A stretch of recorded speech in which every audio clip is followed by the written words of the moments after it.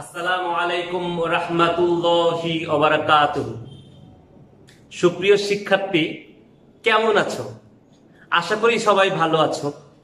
আমি মোহাম্মদ সাখাওয়াত হোসেন, প্রভাষক, finance and banking বিভাগ, milestone college, Uttara, Dhaka. Corona ভাইরাসের মহামারীর প্রকোপের জন্য মার্চ 2020 সাল থেকে চলমান অক্টোবর পর্যন্ত স্কুল, কলেজ, বিশ্ববিদ্যালয় বন্ধ আছে। সারা দেশের অন্যান্য শিক্ষা প্রতিষ্ঠানের সাথে সাথে আমাদের মাইলস্টোন কলেজ অনলাইন শিক্ষা কার্যক্রম প্রথম থেকে চালু করে আসছে।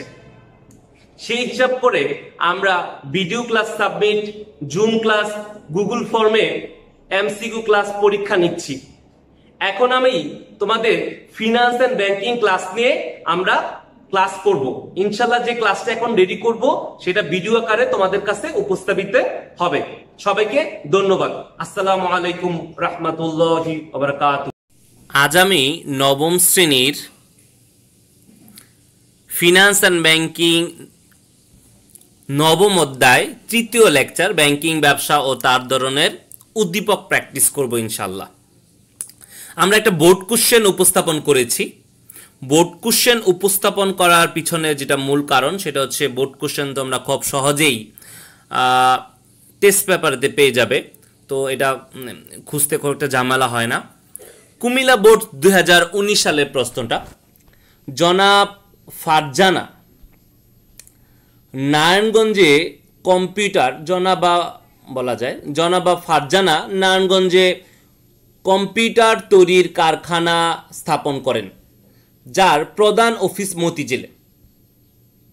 নারায়ণগঞ্জে কম্পিউটার তৈরি কারখানা স্থাপন করেন যার প্রধান অফিস মতিঝিলে। তিনি জাপান থেকে কম্পিউটার যন্ত্রাংশ ক্রয় করেন। কম্পিউটার যন্ত্রাংশ ক্রয়ের জন্য আদর্শ লিপি ব্যাংক রপ্তানিকারককে ফারজানার পক্ষ থেকে অগ্রিম অর্থ প্রদানের ব্যবস্থা করে এবং প্রয়োজনীয় অন্যান্য সুবিধা দিয়ে থাকে। পরটা দেখি, আদর্শ লিপির প্রধান অফিস হচ্ছে ঢাকার মতিঝিলে হলেও নারায়ণগঞ্জে ও চট্টগ্রামে তাদের অফিস রয়েছে, ফলে ফারজানার ব্যবসায়িক লেনদেনে সমস্যা হয় না। উদ্দীপকে যে জিনিসটা বুঝলাম, ফারজানা নারায়ণগঞ্জে কম্পিউটার তৈরির কারখানা স্থাপন করছে, প্রধান অফিস মতিঝিলে।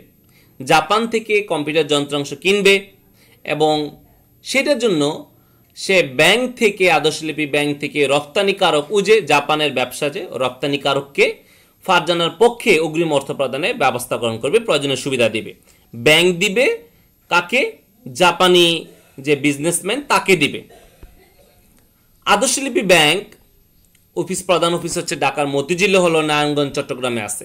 সো আদর্শলিপি ব্যাংক এখানে বলা চলে যে শাখা ব্যাংক, কারণ তার প্রধান অফিস যদিও মতিঝিলে, বাট নারায়ণগঞ্জে, চট্টগ্রামে তার অফিসের শাখা রয়েছে। সো এটা শাখা ব্যাংক, ফলে ফারজানার ব্যবসায়িক লেনদেনে তেমন সমস্যা হয় না। এই ছিল আমার উদ্দীপক। আমরা এখন প্রশ্ন দেখব। জ্ঞানমূলক প্রশ্ন, চেইন ব্যাংক এর মুখ্য উদ্দেশ্য কি?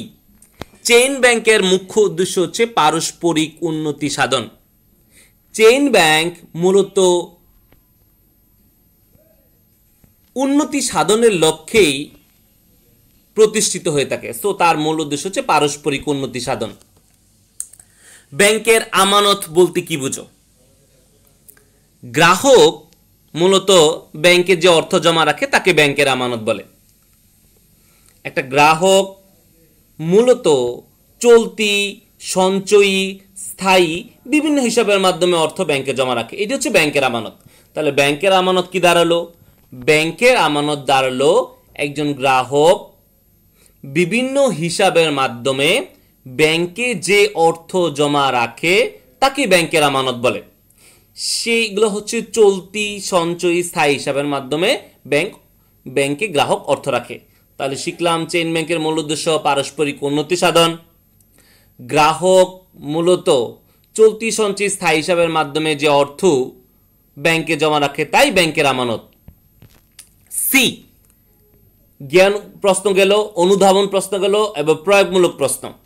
আমরা উত্তর সহই এখানে উপস্থাপন করেছি, তারা আমাদের প্রশ্নের উত্তরটা বুঝতে সবারই সুবিধা হবে।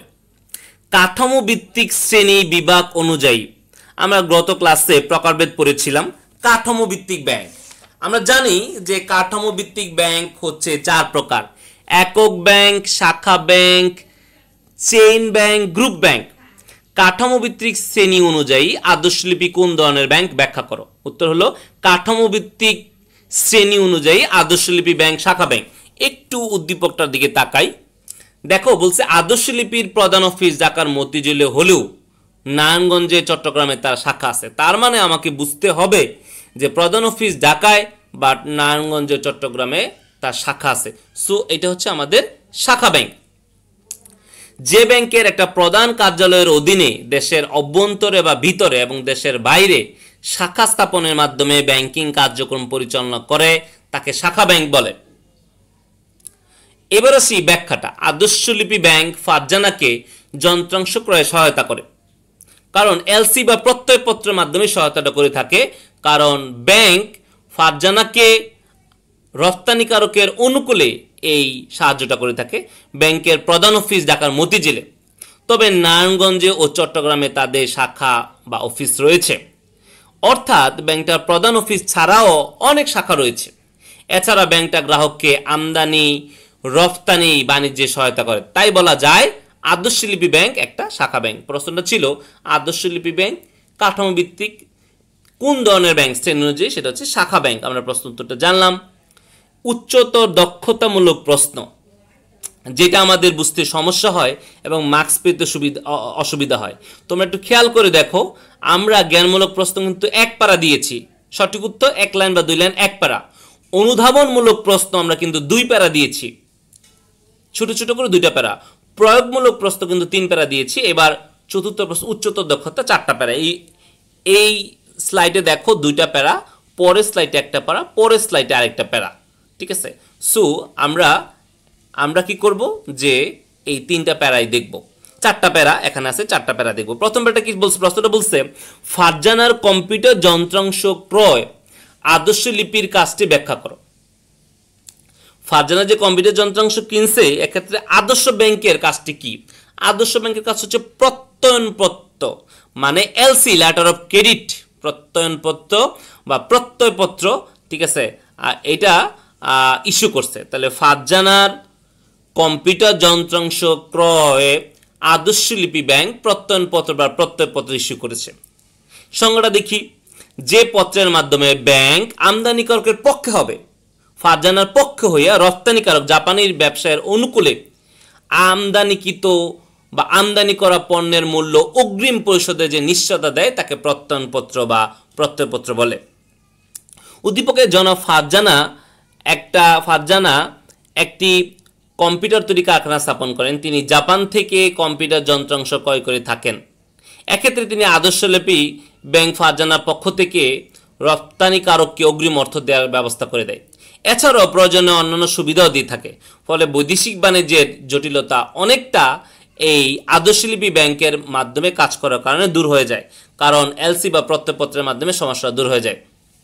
আমদানি ও রপ্তানিকারকের আর্থিক ও ব্যবসায়িক সম্পর্ক স্থাপনে আদর্শলিপি ব্যাংক মূল্য পরিশোধের মাধ্যমে যথেষ্ট পরিমাণ ভূমিকা রাখে।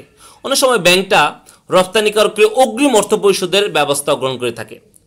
যেহেতু এই আদর্শলিপি ব্যাংক প্রত্যয়পত্র বা প্রত্যয়নপত্র সুবিধার জন্যই রপ্তানিকারক তার পণ্যের মূল্যে নিশ্চয়তা পায়, এই জন্যই বলা যায় আদর্শলিপি ব্যাংকটা, ঠিক আছে, এই প্রত্যয়পত্রের মাধ্যমে ফারজানার যন্ত্রাংশ ক্রয়ে গুরুত্বপূর্ণ ভূমিকা এই প্রত্যয়পত্র স্থাপনের মাধ্যমে পালন করে থাকে। তো আশা করি তোমরা এই বিষয়টা ক্লিয়ার হয়েছ। প্রিয় শিক্ষার্থী, তোমরা এতক্ষণ ফিনান্স এন্ড ব্যাংকিং এর ভিডিওটা দেখেছ। আশা করি তোমরা এই ভিডিও ক্লাসটি বুঝতে পেরেছ। যদি তোমাদের এই লেকচার থেকে কোনো সমস্যা বা কোনো প্রশ্ন তোমাদের মনে জাগে, তাহলে অবশ্যই তোমরা তোমার বিষয় শিক্ষককে জিজ্ঞাসা করবে। বিষয় শিক্ষকের কাছ থেকে উক্ত সমস্যার সমাধান পেয়ে যাবে। সবাইকে অসংখ্য ধন্যবাদ। আসসালামু আলাইকুম।